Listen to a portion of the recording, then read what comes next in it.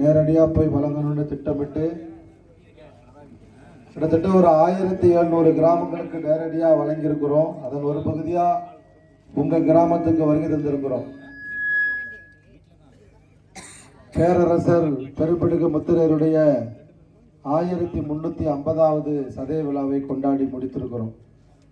எதற்கு இதை சொல்றோம்னா, 1000 கால வரலாறு கொண்ட சமூகம் நீங்களும் நானும் பிறந்த இந்த முத்திரையர் சமூகம். மக்கள் தொகை அடிப்படையில் பார்த்தோம்னா தமிழகம் முழுக்க 1,25,00,000 பேர், அதாவது 1.25 கோடி பேர் நாம தமிழகத்தில் இருக்கிறோம். அதுல 80 to 90 லட்சம் பேர் வாக்களிக்க தகுதி உடையவர்களா இருக்கும். முத்திரையர் ஓட்டர்ஸோட எண்ணிக்கை 80 to 90 லட்சம் பேர். பெரும்பான்மையான சமூகம் தான். இருந்தாலும் கூட தமிழகத்தை ஆளக்கூடிய திராவிட கட்சிகளும் தேசிய கட்சிகளும் இந்த சமூகத்தை தொடர்ச்சியா புறக்கணிக்கிறாங்க.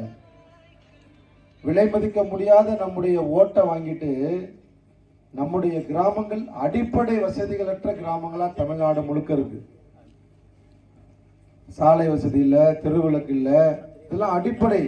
ஒரு கிராமம்னு சொன்னா அடிப்படை அது இருந்தே ஆகணும், கட்டாயம். அதை கூட கொடுக்காம இந்த சமூகத்தினுடைய விலை மதிக்க முடியாத வாக்குகளை வாங்குறாங்க. இதெல்லாம் மாற்றணும். எப்படி வன்னியர்கள் தங்களுக்கான ஒரு தலைமையா பாட்டாளி மக்கள் கட்சியை வைத்திருக்கிறார்களோ, எப்படி விடுதலை பறையர் சமூக மக்கள் தங்களுக்கான ஒரு தலைமை, தமிழகம் முழுக்க அறியப்படுகிற தலைமை, அவர்களுக்காக ஆர்ப்பாட்டம், போராட்டம், பொதுக்கூட்டம் செய்கிற தலைமையா விடுதலை சிறுத்தைகளை வச்சிருக்காங்களோ, அது மாதிரி நமக்குன்னு ஒரு தலைமை வேணும். வீர முத்திரையர் முன்னேற்ற சங்கமா தமிழகம் முழுக்க இருக்கக்கூடிய இந்த முத்திரையர் சமூக மக்களை எங்கெங்கெல்லாம் வாழ்கிறார்கள்னு அடையாளப்படுத்தணும். திருச்சியை தவிர்த்து முத்திரையர்கள் இல்லைன்னு சொன்னாங்க. தமிழகத்தில், மத்திய தமிழகத்திலும் தென் தமிழகத்திலும் பெரும்பான்மையாக வாழுகிற இந்த முத்திரையர் சமூகத்தை வீர முத்திரையர் முன்னேற்ற சங்கமா அடையாளப்படுத்தினோம். அவர்களுக்கான பாதுகாப்பை உறுதி செய்தோம். இப்போ இந்த மக்களை அரசியல் படுத்துறதுக்காக வந்திருக்கேன். என்ன அரசியல் படுத்துறது?